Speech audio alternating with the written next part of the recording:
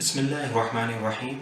آج ہم ایک اور اہم موضوع پہ بات کریں گے جو رمضان اور سر درد کے حوالے سے ہے۔ شروع کے ہفتے کے اندر مریض اکثر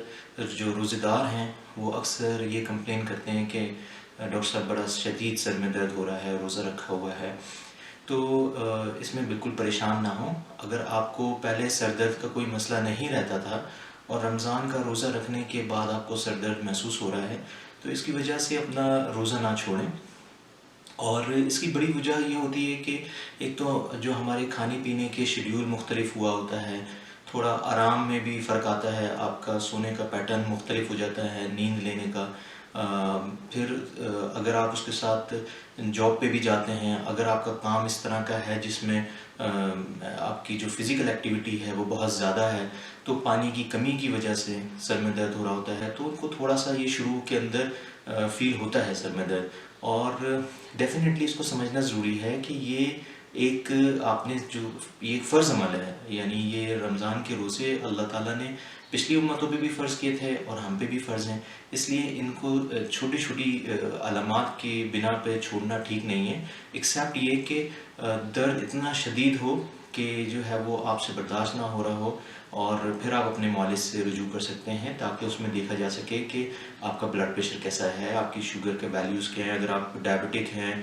تو آپ کی شوگر کی ویلیو کیا چل رہی ہے۔ اگر آپ کے پاس گھر میں بھی اکوپمنٹس موجود ہیں، بلڈ پریشر کا بی پی اپریٹس موجود ہے، یا اگر آپ کو ذیابیطس ہے اور آپ کے پاس گلوکومیٹر ہے تو آپ اس سے اپنا جو ہے وہ میجر کر لیں کہ کیا آپ کے اسٹیٹس ہیں، کیا نمبر ہیں۔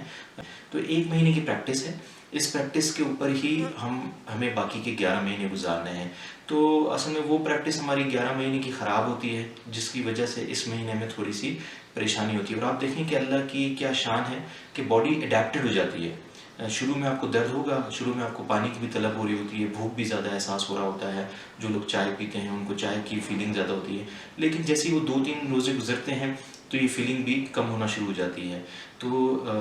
اگر ایسی علامات ہو رہی ہیں، ایسی ڈسکمفرٹ ہو رہی ہے تو افطار کے بعد پانی کی مقدار کو پورا کیا جا سکتا ہے۔ اس کو آپ ایزیلی میجر کر لیں، جو 1.5 لیٹر کی بوتل ہوتی ہے پانی کی وہ آپ اپنے ساتھ رکھ لیں، وہ آپ 2 بوتلیں پی لیں، ٹھیک ہے، تھوڑا تھوڑا کر کے پئیں، لیکن زیادہ ایک دم نہیں پینا ہے آپ کو، تھوڑا تھوڑا کر کے وہ آپ اپنی ریکوائرمنٹ کو فلفل کر لیں گے۔